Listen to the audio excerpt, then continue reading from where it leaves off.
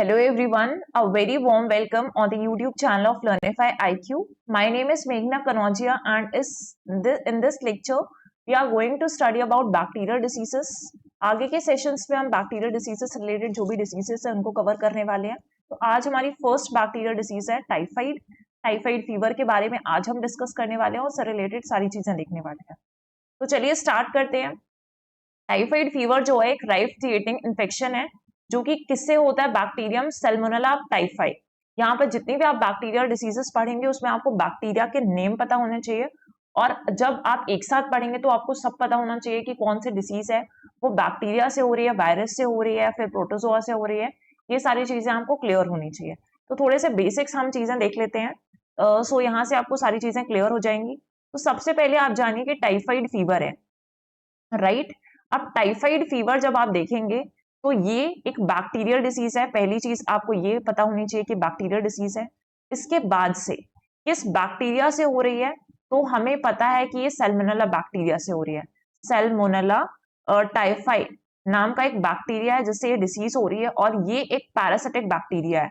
कौन सा bacteria? Parasitic bacteria जो होस्ट पे डिपेंडेंट होगा और उसे परेशान करने वाला है ये, राइट। तो ये पैरासिटिक बैक्टीरिया है। जब ये बैक्टीरिया आता है तो किसको इम्पैक्ट करता है? इंटेस्टाइन को इम्पैक्ट करता है। सो टाइफाइड एक इंटेस्टाइनल इन्फेक्शन है। किस पे इम्पैक्ट करे? आपके इंटेस्टाइन पर। अगर इंटेस्टाइन को इम्पैक्ट करेगा तो आपका जो डाइजेशन का प्रोसेस है वो वीक हो जाएगा। ठीक, डाइजेशन के प्रोसेस को ये क्या कर देगा? वीक कर देगा। इसके सामने अगर आप देखेंगे तो इंटेस्टाइन पर नॉर्मली एक बैक्टीरिया प्रेजेंट होता है जिसे हम बोलते हैं सिम्बायोटिक बैक्टीरिया, राइट। अब सिम्बायोटिक बैक्टीरिया जो है एक अच्छा वाला बैक्टीरिया, ये आपको याद रखना है कि काफी अच्छा है, अच्छे काम करता है। तो अच्छे काम में क्या करता है कि ये जो सिम्बायोटिक बैक्टीरिया है वो विटामिन बी और के साथ रिएक्ट करके आपके डाइजेशन के प्रोसेस को क्या बनाता है? स्ट्रॉन्ग बनाता है। तो इस टाइम पर आपका डाइजेशन का प्रोसेस अच्छा रहेगा जब सिर्फ आपका सिम्बायोटिक बैक्टीरिया जो इंटेस्टाइन में प्रेजेंट है वो काम कर रहा है। लेकिन जैसे ये पैरासिटिक वाला बैक्टीरिया यहां से उठकर आ गया आपके इंटेस्टाइन के अंदर, तो पैरासिटिक बैक्टीरिया जो है उसके साथ सिम्बायोटिक बैक्टीरिया भी था, लेकिन अब ये आ गया है तो ये दोनों मिलकर ये ज्यादा आक्रामक है और ये क्या कर देगा? आपके डाइजेशन के प्रोसेस को वीक कर देगा। तो यहाँ पे आपको समझ में आ रहा है कि अब आपका डाइजेशन प्रोसेस वीक हो चुका है, तो टाइफाइड फीवर आ गया है। आप जाएंगे डॉक्टर के पास। डॉक्टर आपको क्या रिकमेंड करता है इस टाइम पर? डॉक्टर आपको रिकमेंड करता है कुछ एंटीबायोटिक्स। तो यहाँ पे डॉक्टर ने रिकमेंड किया एंटीबायोटिक्स, इसके साथ प्लस आपको पैरासिटामोल दी जाती है ना, फीवर के लिए पैरासिटामोल ऑफर की जाती है और इसके बाद से प्रिस्क्राइब की जाती है और यहाँ पर एंटी एसिड्स दिए जाते हैं, राइट। लेकिन एंटीबायोटिक्स आपको दी जा रही है तो एंटीबायोटिक्स का काम आप देखें क्या होगा। एंटीबायोटिक्स दिए जाते हैं ताकि वो इस पैरासिटिक बैक्टीरिया को आपके इंटेस्टाइन में से डिस्ट्रॉय कर दे और आपका डाइजेशन प्रोसेस वापस से स्ट्रॉन्ग होने लगे। इसके साथ ही साथ एंटीबायोटिक्स तो दी जा रही हैं, पर डॉक्टर जो है आपको दो चीजें प्रिस्क्राइब करता है। आपको एक तो प्रोबायोटिक फूड खाना पड़ता है इसके साथ ही, है ना, फूड में भी दी जाती है कि आप खाने में ये खाएं, खाने में वो खाएं। और दूसरा आपको रिकमेंड की जाते हैं प्रीबायोटिक फूड। तो ये क्या होते हैं ये भी समझ लीजिए। जब आपको बोला जा रहा है आपको प्रोबायोटिक फूड खाना है तो ऐसे फूड होंगे जिसमें सिम्बायोटिक बैक्टीरिया जो है वो लिविंग स्टेट में होगा। अच्छा वाला जो बैक्टीरिया सिम्बायोटिक बैक्टीरिया वो कैसी स्टेट में है? लिविंग स्टेट में, जीता जागता है। ये आपको काफी बेनिफिट करने वाला है। तो इसमें कौन कौन से फूड आ जाते हैं? जैसे आपका कर्ड हो गया, है ना, दही खाने बोल दिया, आपको श्रीखंड खाने बोल दिया, राइट, और आपको बटर मिल्क पीने बोल दिया। तो ये सारी चीजें आपके प्रोबायोटिक फूड में है। लेकिन आपको प्रीबायोटिक फूड भी खाने के लिए बोला जाता है जो कि इसमें पहले से नहीं प्रेजेंट होगा, लेकिन यहाँ पे ये जो प्रीबायोटिक फूड है ये सिम्बायोटिक बैक्टीरिया को बढ़ाने का काम करने लगता है ना। सिम्बायोटिक बैक्टीरिया को क्या करने लगेगा? इंक्रीज करने का काम कर देगा और हमारे इंटेस्टाइन में, और इसकी वजह से सारी चीजें ऑब्वियसली ठीक होने लगती हैं। तो इसमें आपके फाइब्रस फूड आ जाते हैं, जैसे कि आपका सैलड हो गया तो सैलड खा लिया, और स्प्राउट्स खाने बोल दिया आपको, स्प्राउट्स भी इसमें ही आते हैं, दलिया खाने बोल दिया। तो probiotic food basically symbiotic bacteria जो है वहां पर लिविंग स्टेट में प्रेजेंट होता है ऑलरेडी। जो कर्ड वगैरह में आप जानते हैं बैक्टीरिया वगैरह होता है, लेकिन जो प्रीबायोटिक फूड है उसमें वो लिविंग स्टेट में नहीं है, लेकिन सिम्बायोटिक बैक्टीरिया को बढ़ाने का काम कर रहा है आपके इंटेस्टाइन के अंदर। तो हमने एग्जाम्पल देख लिए। अब यहाँ पे एक और दिक्कत आ जाती है जो आजकल काफी ज्यादा प्रेवलेंट है और वो होता है एंटी माइक्रोबियल रेजिस्टेंस। क्या बोलते हैं उसको शॉर्टली? AMR बोलते हैं। आप न्यूज में आए दिन पढ़ते रहते होंगे कि एंटी माइक्रोबियल, सॉरी यहाँ पे एंटी माइक्रोबियल रेजिस्टेंस है, राइट। तो AMR होता क्या है? AMR है कि जब आपको बहुत ज्यादा भारी मात्रा में बार बार एंटीबायोटिक्स प्रिस्क्राइब की जाने लगेंगे, आप एंटीबायोटिक्स लेने लगेंगे, उसका कंजम्पशन ज्यादा हो जाएगा, तो AMR तब अगर होता है जब बैक्टीरिया, फंगई, वायरसेस, पैरासाइट्स है ना, टाइम के साथ बदलने लगते हैं, क्योंकि अब वो बार बार एंटीबायोटिक्स आप दे रहे हो तो उसके अगेंस्ट प्रोटेक्ट होने लगेंगे। तो इसके अगेंस्ट जब वो प्रोटेक्शन अपना बनाने लगेंगे तो वो काफी ज्यादा इवॉल्व हो जाएंगे। अब आप जो एंटीबायोटिक्स लेंगे वो उन पर कोई असर नहीं डालेगी, वो इतने इवॉल्व हो चुके होंगे और वो इस मेडिसिन पे रिस्पॉन्ड करना ही बंद कर देंगे, जो आपके इन्फेक्शंस को हार्डर बना देगा ट्रीट करने के लिए। तो इसे हम बोलते हैं एंटी माइक्रोबियल रेजिस्टेंस, जो बहुत ज्यादा एंटीबायोटिक्स के प्रिस्क्रिप्शन से लेने से, कंजम्पशन से हो जाता है, राइट। तो ये सारी बेसिक चीजें हमने देख ली इसके बारे में। अब जो भी हमारे लिए फैक्ट्स हैं वो देख लेते हैं। तो टाइफाइड फीवर आपको पता है कैसे हो गया? कंटेमिनेटेड फूड एंड वाटर लेने से होता है, फेकल ओरल रूट्स के थ्रू ट्रांसमिट होता है, injection of contaminated food and water. एक बार आपने बैक्टीरिया इंजेस्ट कर लिया तो वो मल्टीप्लाई होने लगता है और आप धीरे धीरे आपके ब्लड स्ट्रीम में फैलने लगता है, राइट। अगर हम प्रेवलेंस देखें ओवरऑल तो वर्ल्ड वाइड इसका जो प्रेवलेंस है 11 मिलियन इन्फेक्शन देखने के लिए मिलते हैं और एक साल में 100,000 डेथ्स हो जाती हैं इसकी वजह से। मोस्टली जो कंट्रीज अफेक्टेड हैं that are low and middle income countries, क्योंकि यहाँ पर आप जानते हैं कि सैनिटेशन फैसिलिटीज पुअर होंगी, प्रॉपर यहाँ पे सेफ ड्रिंकिंग वाटर नहीं है, आजू बाजू कंटेमिनेटेड फूड मिल रहा है, एनवायरमेंट ऐसा है कंटेमिनेटेड वाला बिल्कुल। तो ऐसी कंट्रीज में ज्यादा प्रेवलेंट है और डेथ्स भी काफी सारी हो रही हैं। तो ये एक बड़ा बर्डन है, डिसीज बर्डन है ग्लोबली। साउथ एशिया में अगर हम इंडिया के साथ ही मिलाकर देखें तो पूरे साउथ एशिया जो है वो 70% of the global disease burden को करता है कंसिस्ट। तो ये सारी चीजें हैं जो अच्छी नहीं है।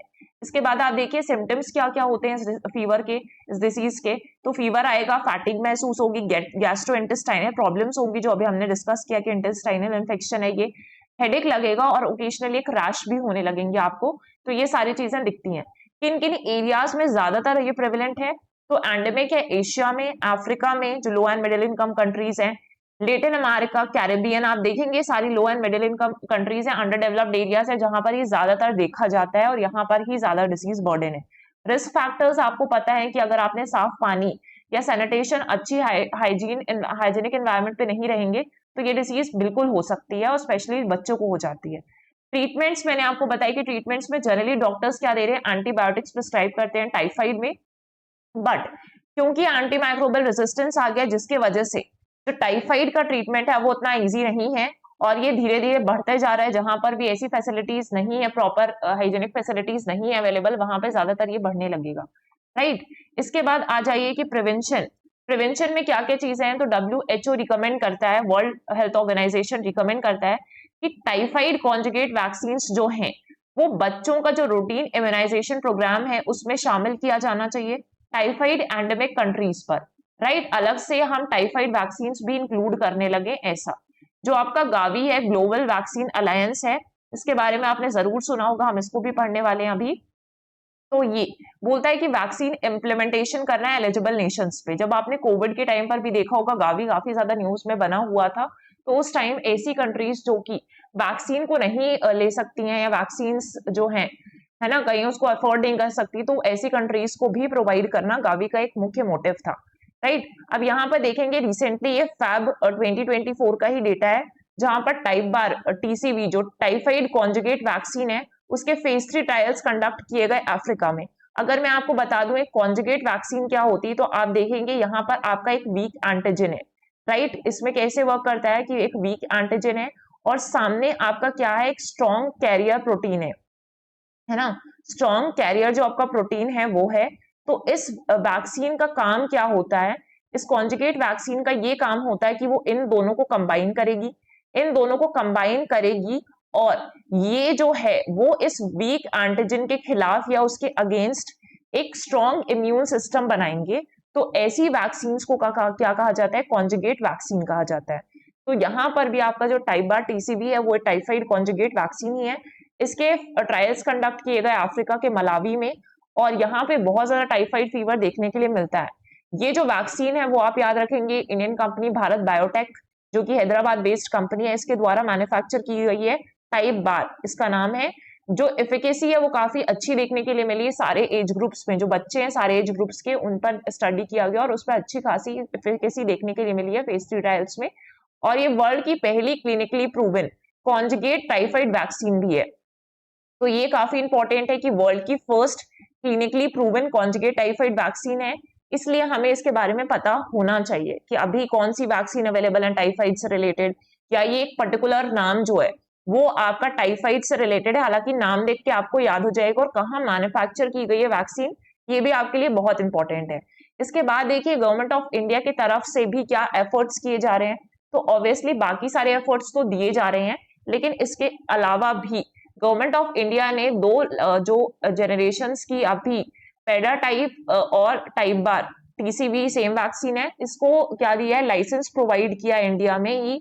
तो आप देखेंगे पहला जो है पेडा टाइप है, प्रोड्यूस्ड बाय बायोमेड लिमिटेड के द्वारा बनाई गई है, और ये जो वैक्सीन है वो 3 महीने के बच्चों के लिए लाइसेंस किया गया है कि उन्हें शुरू में वैक्सीन दी जानी चाहिए। तो आप देख सकते हैं कुछ इस तरीके की वैक्सीन है, कॉन्जुगेट वैक्सीन है ये भी। इसके बाद दूसरी जो वैक्सीन इंडिया में लाइसेंस की गई है that is Typbar TCV same vaccine है, जिसके बारे में अभी हमने पहले डिस्कस किया। भारत बायोटेक इंटरनेशनल लिमिटेड के द्वारा मैन्युफैक्चर की गई है, प्रोड्यूस की गई है, और ये जो वैक्सीन है उन बच्चों को दी जाएगी जो 6 महीने एज के हैं। तो दो अलग अलग एजेस पे दो अलग अलग वैक्सीन दी गई हैं, दोनों टाइफाइड के अगेंस्ट ही दी गई हैं, ये चीज आपको रखनी है याद। इसके बाद जो हमने डिस्कस किया कि जो गावी आपका ग्लोबल वैक्सीन अलायंस है वो किस तरीके से यहाँ पर काम कर रहा है। तो अगर हम बात करें गावी या ग्लोबल वैक्सीन अलायंस का, तो ये क्रिएट किया गया था 2000 में। अब ये एक इंटरनेशनल ऑर्गेनाइजेशन है, ग्लोबल वैक्सीन अलायंस, है ना, जिसमें आपके पब्लिक सेक्टर, है ना, पब्लिक सेक्टर में जो भी साइड है गवर्नमेंट के साइड से, और यहाँ पे जो भी प्राइवेट सेक्टर है जो वैक्सीन का मैन्युफैक्चरिंग कर रहे हैं या उसके ट्रायल्स कंडक्ट कर रहे हैं, तो इन दोनों को साथ में लेकर आना है, आपके पब्लिक सेक्टर को और प्राइवेट सेक्टर को, इन दोनों को साथ में लाएंगे। और इसका गोल क्या है कि जो भी ऐसे एरियाज हैं जो वैक्सीन को अफोर्ड नहीं कर सकते हैं, पुअरेस्ट कंट्रीज है, और ऑब्वियसली अगर पुअर कंट्रीज होती हैं तो वहां की सैनिटेशन फैसिलिटीज भी काफी बुरी होती हैं, और जिसकी वजह से आप देखते हैं कि बहुत सारी डिसीजेस वहीं पर प्रेवलेंट है। आपका मलेरिया देख लीजिए, आपका टाइफाइड देख लीजिए, है ना, जो भी ऐसे रिलेटेड डिसीजेस है वो यहाँ पर ज्यादातर देखने के लिए मिलेंगी। तो for children living in the world's poorest countries, इनमें एक गोल है इस गावी का कि वो क्रिएट कर रहे हैं equal access to new and underused vaccine for children. इसके जो कोर पार्टनर्स हैं उसमें WHO शामिल है, वर्ल्ड हेल्थ ऑर्गेनाइजेशन है, आपका यूनिसेफ है, वर्ल्ड बैंक भी शामिल है, फंडिंग वगैरह प्रोवाइड करता है, और जो bill and Melinda Gates foundation है जो ऐसे चैरिटेबल पर्पसेस के लिए कंट्रीब्यूट करते हैं, तो वो भी इसमें कंट्रीब्यूशन दिखा रहा है। जून 2019 की अगर हम बात करें तो गावी बोर्ड ने एक नया 5 ईयर स्ट्रैटेजी दिया था, गावी 5.0। इसका विजन क्या था कि हमें इम्यूनाइजेशन करने में किसी को भी पीछे नहीं छोड़ना है, चाहे वो कितनी भी अंडर डेवलप्ड रीजन या कंट्री क्यों ना हो। तो जितने भी आपके साउथ एशियन रीजन हैं, आपके अफ्रीकन रीजन है, या फिर आपके ओशिनिया वाले रीजन हैं, उनको प्रॉपर एक्सेस देना वैक्सीनेशन के लिए, इम्यूनाइजेशन प्रोवाइड करना और किसी को भी पीछे नहीं छोड़ना, ये इसका मकसद है। तो इसके बारे में आपको थोड़ा सा पता होना चाहिए क्योंकि ये न्यूज में बना हुआ रहता है, और कोविड के टाइम पे काफी ज्यादा न्यूज में था। तो ये सारी चीजें हमने टाइफाइड के बारे में डिस्कस की। ठीक है, टाइफाइड क्या है, किससे हो रहा है, हमने एक बेसिक स्ट्रक्चर देख लिया, जिससे ये जो माइंड मैपिंग है ना, ये आपके लिए इजी बना देगी कि किस तरीके से चीजें हैं इसमें इंपॉर्टेंट आपके लिए। फिर हमने देख लिया सिम्टम्स क्या है, किस किस एरिया में ये पैंडेमिक है, रिस्क फैक्टर्स क्या है, प्रिवेंशन के लिए क्या चीजें हैं WHO की तरफ से, ग्लोबली क्या चीजें अवेलेबल हैं, कौन सी वैक्सीन अवेलेबल है, इंडिया में क्या चीजें चल रही हैं। तो ये सब हमने देख लिया है।